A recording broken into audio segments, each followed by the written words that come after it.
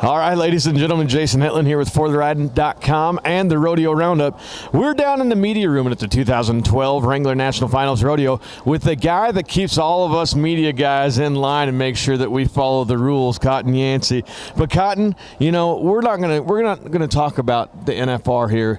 You wear several different hats, not only within the PRCA, but you're quite the producer. No, I'm the director. You're the director. You're getting into movies more about football. Why don't you tell us about the newest one you got out? This is a movie that we just finished. It took us about a year and a half to put together. We shot the 2011 season of junior college football in the state of Mississippi. And we're very fortunate in the state of Mississippi. We got 15 colleges in the state of Mississippi, community colleges, junior colleges, whatever you want to call them. And on any given day, 14 of those schools have very vibrant football programs, and on any Thursday or Saturday that they play, any one of them could get beat by the other one. I mean, they're very strong, very competitive. It's a last chance mentality for these young men that play football down there. And we produce more D1 guys and NFL guys than anybody in the country. I mean, SEC, you know, no argument there on my part. SEC is where it's at. But we do have a very vibrant program there, and a lot of scouts come down there checking these guys out. They got 2 years to prove themselves. In fact, some of the D1 schools will send their guys back down to community college, sort of like a farm thing, to grow up, get more mature, get more playtime. So if you get a scholarship to a D1 school, maybe you want to drop back to a community college so you're not redshirted or something like that, and you really get a lot of good hard action because these guys are playing for keeps. They know they got 2 years to prove themselves. They might have come out of high school where they didn't get a lot of recognition because it's a small school and they might have been considered too slow, or maybe they were academically challenged or in society challenged, you know, some kind of thing like that. And these coaches down there they've got a big reputation for just taking these guys by the nape of the neck and just making men out of them.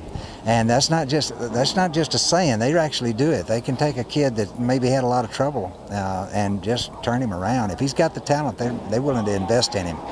Now, is this more of a documentary type movie or a movie itself? No, it's a documentary.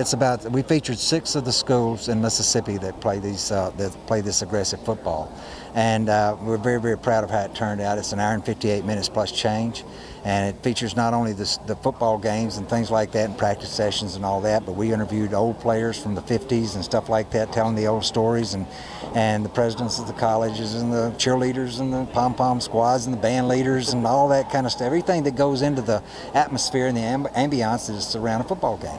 You know, and you've had 3 premieres, and you say that everyone is sold out. That's fantastic. Well, actually, we had 7 premieres, okay. And they all were sold out with everybody standing up and giving us standing ovations at the end, and you know, patting us on the back, shaking our hand, and you know, you can't feel that's a pretty good thing to feel good about. It sure is. You know, and our fans may be wondering why we're talking about a football movie on For the Ride at the NFR, but there's kind of a backstory about rodeo contestants in football. Explain that one a little bit for us. Well, I mean, you know, I'm sure that a lot of the schools that we interviewed have have rodeo programs too, and rodeo teams. And a lot of these guys will cross over there will do both. And a lot of the football guys that go to junior college and stuff like that, they're rodeo competitors as well. And being in Mississippi's a rural state to begin with. I mean, we don't have any major cities.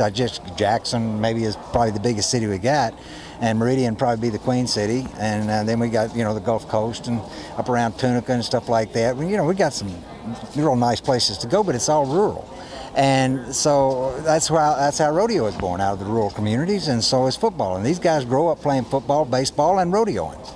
Definitely, you know, and things are getting crazy, but I really appreciate you taking the time to stop by the Rodeo Roundup and For the Ride and talk about the movie. Where can they find it if they're interested in it? It just came out. I brought one of the first ones out here. I hope it's not too much of a glare on it. This is Mississippi Juco, the toughest football league in America, and it's going to be in Walmart, and it's going to be all over the ESPN is looking at it, so I'm sure that people are going to be able to get it. We hadn't started, you know, it hadn't been distributed yet, but Walmart will definitely be carrying it.